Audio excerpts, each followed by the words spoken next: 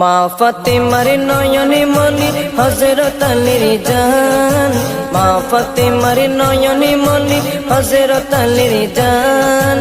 ইমামে হোসেন শহীদ হলো কারবালার ময়দান, ইমামে হোসেন শহীদ হলো কারবালার ময়দান।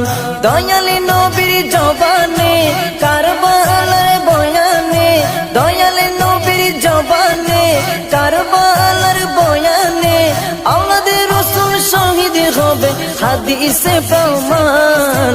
ইমামে হোসেন শহীদ হলো কারবালার ময়দান, ইমামে হোসেন শহীদ হলো কারবালার ময়দান।